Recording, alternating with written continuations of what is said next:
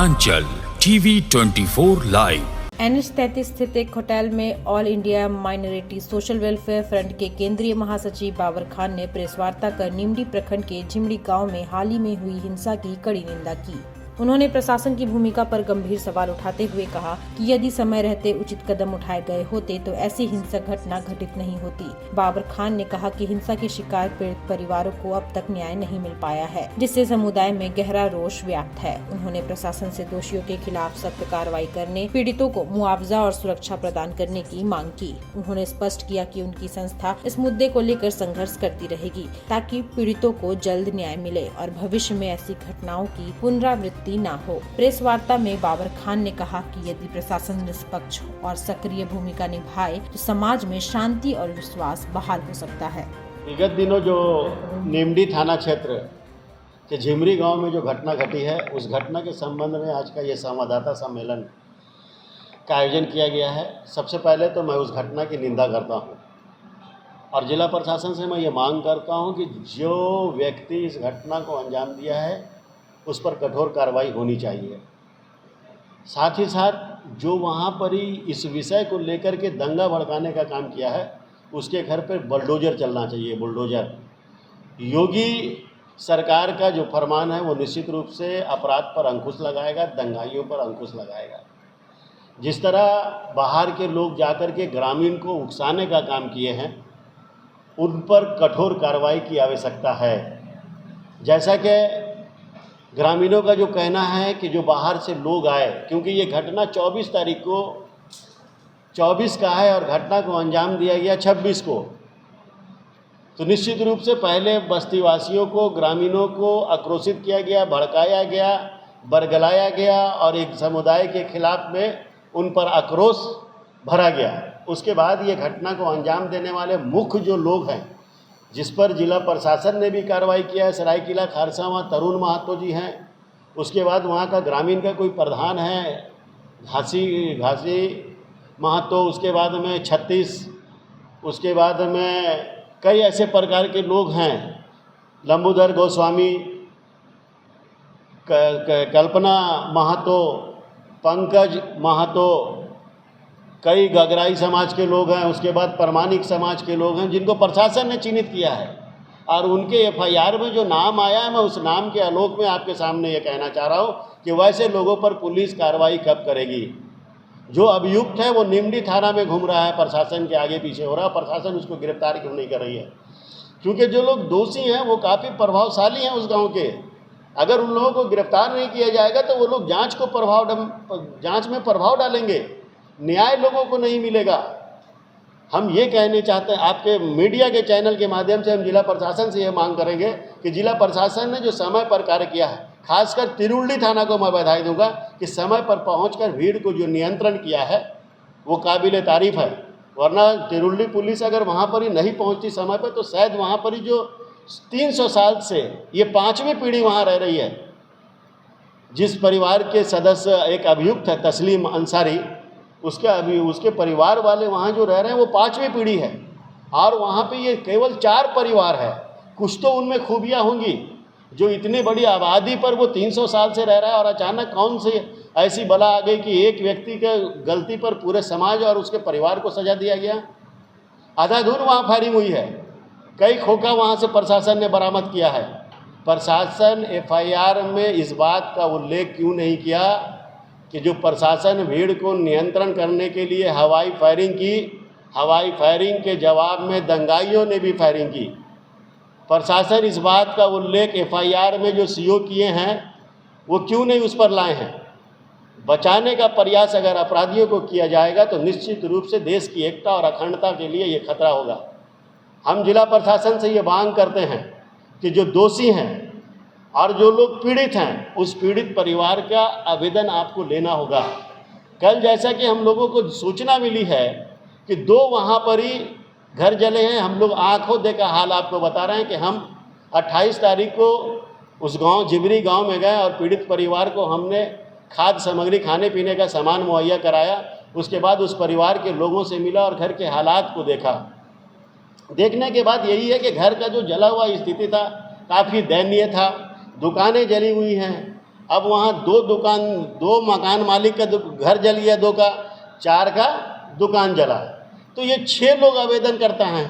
जिला प्रशासन का बोलना है कि केवल एक आवेदन पर कार्रवाई होगा, बाकी लोगों के आवेदन पर कार्रवाई हम नहीं करेंगे।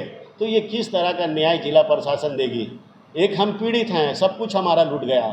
पहले हमारे घर पे लूटपाट की गई है, हमारे घर पे रखा हुआ गहना को लूटा गया, हमारा कैश पैसा रखा हुआ था वो लूटा गया, दुकान में भी पहले पैसे को लूटा गया, जो कीमती कपड़े थे उसको लूटा गया, उसके बाद दुकान को आग लगाई गई, उसके बाद मकान को आग लगाई गई।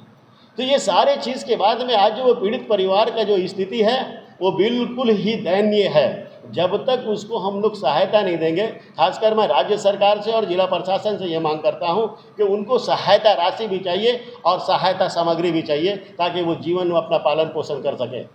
निश्चित रूप से जिस तरह का वहाँ पर ही रवैया वीडियो का और सीओ का रहा है पीड़ित परिवार के लिए, हमको लगता है कि आप तमाम मीडिया साथियों को उसके परिवार के पास जाना चाहिए और सच्चाई कम से कम जनता के बीच आना चाहिए। ये एक अजीब सा सनसनीखेज ये क्या नाम है रिपोर्ट सार्वजनिक हुआ सोशल मीडिया में कि लड़की को बंदूक के नोक पे उठाया गया, जबकि उसकी माँ का आवेदन पर कहीं बंदूक का उल्लेख नहीं है।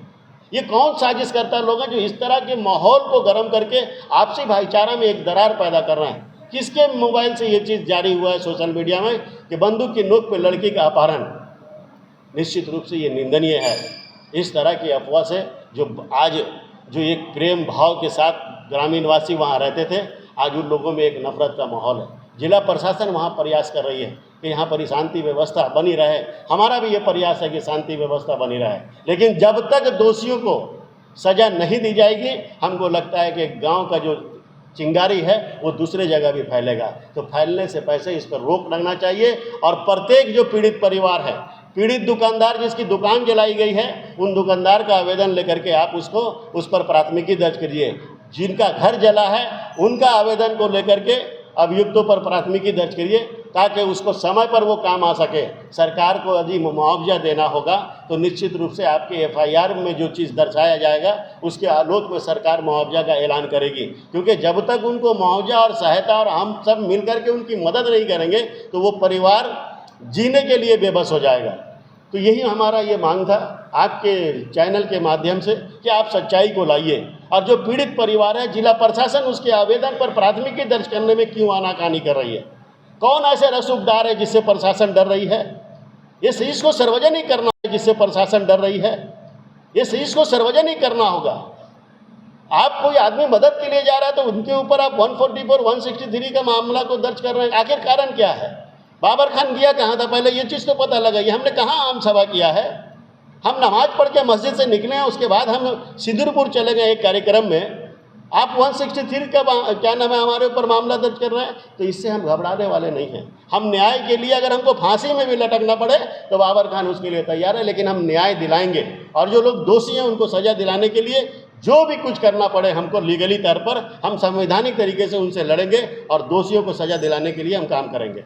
निश्चित रूप से हम सच्चाई है, हम दोनों परिवार के पास गए, लेकिन लड़की परिवार वहाँ पे नहीं है। लड़की परिवार अपने घर पे नहीं है, क्योंकि उसके पिताजी भी संभवतः इस दुनिया पे नहीं है जिस लड़की का मामला है। तो कहीं सुरक्षा के दृष्टिकोण से हो सकता है कि जिला प्रशासन उसको कहीं पर ही सेफ जोन में रखी होगी। तो हमारी मुलाकात उनसे नहीं, हम प्रयास भी किए, लेकिन माहौल ऐसा है कि कोई आदमी उसके पास न जाना चाह रहा है न कोई निकलना चाह रहा है। हर आदमी अपने आप को, गांव के लोग आज भी डरे हुए हैं। बाहरी ताकत जो वहाँ पर ही घुस करके जिस तरह का तांडव मचाया है, आगजनी की घटना को अंजाम दिया है, वो कौन लोग हैं? वो चेहरा कैमरा पे कैद है, जिला प्रशासन के पास है, हमारे पास भी है। आप पत्थर कहाँ से चला? आप जो पत्थरबाज किसी एक समुदाय को टारगेट बनाते हैं, आज वो पत्थरबाज कहाँ हैं जो जिला प्रशासन के ऊपर बारिश करवा दिया पत्थर का, और जिला प्रशासन 10 गोली चला रही थी तो उधर से 20 गोली चल रहा था। लगभग 40 से 45 राउंड गोली चला है। आपके पास है 1-2 खोखा भी? हमारे पास वो खोखा का फोटो भी है, खोखा भी है। पीड़ित परिवार जिसका घर जला उसके पास भी वहाँ पर ही खोखा वो निकाल के अपने पास रखा था। संभवतः कल या परसों बड़ा बाबू फिर वहाँ से उसके पास से खोखा लेके चले गए। शब्बीर अभियुक्त का भाई है जो, उसके पास है। तो अब अभी का जो मामला है, हम यही कहेंगे आपके चैनल के माध्यम से कि जिला प्रशासन दे और पीड़ित परिवार का आवेदन को स्वीकार करके दोषियों पर प्राथमिकी दर्ज करें। केवल 6 लोगों में केवल एक आदमी का आवेदन को कल जो है रिसीविंग दिया गया, वो नदी में जिसका लेडीज़ कॉर्नर है। बाकी शब्बीर का आवेदन को नहीं लिया गया, वहाँ पर ही सलीम का आवेदन को नहीं लिया गया। शहाबुद्दीन अहमद साहब है जिनका कपड़े का कारोबार था, जो रसूलपुर बलरामपुर में रहते हैं, कई दिन से आवेदन को लेकर के घूम रहे हैं, उनका रिसीविंग नहीं दिया जा रहा है। आज वो गए तो उनको बोला गया कि केस हो गया। केस हुआ तो रिसीविंग तो दीजिए। तो पुलिस किस तरह उनको परेशान कर रही है। कयूम अंसारी का घर जल गया, उनका आवेदन को नहीं लिया गया। बसारत अंसारी का घर जल गया, उनका आवेदन को नहीं लिया गया। आवेदन नहीं लेकर के पीड़ित पर और पीड़ा देने का काम जिला प्रशासन कर रही है। हम जिला प्रशासन से पुनः ये विनती मांग करेंगे कि इसको संज्ञान में लें, जो आवेदन है उसको स्वीकार करें, अनुसंधान के बाद उस पर प्राथमिकी दर्ज करें, क्योंकि ये मामला को लेकर के हम मानव अधिकार के पास भी जाएंगे, अल्पसंख्यक आयोग के पास हम लोगों ने पूरी जानकारी दे दी है। संभवतः कल उस पीड़ित परिवार को लेकर के हम अल्पसंख्यक आयोग के चेयरमैन हाजी हिदायतुल्लाह खान से भी मिलेंगे। हफीजुल हसन अंसारी साहब का शहर में आगमन हो रहा है, उनसे भी मिलेंगे और न्याय की मांग करेंगे, और जो लोग दोषी हैं उन्हें सजा दिलाने की भी हम मांग करेंगे।